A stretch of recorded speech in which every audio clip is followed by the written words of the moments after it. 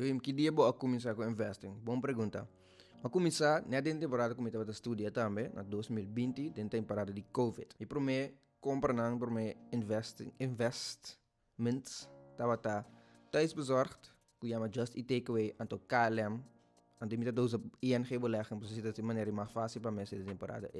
E motivo que eu comprar stock ding thuis bezorgd, dat passou de temporada tu coisa será. Pero lo que sí está que da dry tá thuis bezorgd. Dus de minha cabeça também é bom. Dus business que tá by boom, passou nossa dentro situação que nós estamos agora aqui. Para o KLM, tá a comprar shares. E motivo da passou tu coisa será, então eu ainda não tenho boa by um caminho. Desse que o stock tá by tá cheap, porque business tá by do really great na temporada não aqui. Pero, ora cosa abre back, at least assim não pensa to, ora cosa abre back, tu nem vai dingani by vakansie base yanko, anto e companhia tá vai do really well.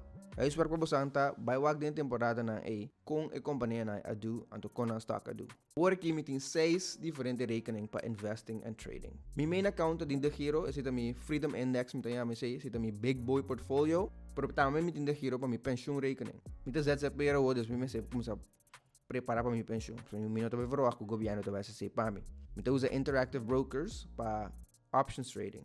Se é algo que eu começar assim, elas tu estudia options trading para ano, distribuo meu mês com ler book e courses que te pico na então é que eu começar assim. Eu não estou bom ainda, pero me tenho fé que se me sigue meu plano, me tenho chegar um dia. Blocks me usa para crypto, e na me tem Bitcoin com Ethereum. Me não usa sem mais para esse. Paso, mi no te gusta a interface de maneira que blocks te trabalham um pouquinho, bo coins não off-chain, qual mi no te gusta, right? Matra vídeo desse aí, go check it out. This way, mas decidi que eu uso Bitfavo. Bitfavo é meu new crypto account, I like it. E na me tem outra parte de minhas holdings, não? E não sei se eu vou ter crypto off-chain, então tem mais tanto coisa que eu vou passar. Riba Bitfavo, and last but not least, me usa Trade Republic. Esse é meu new main account, Dikon.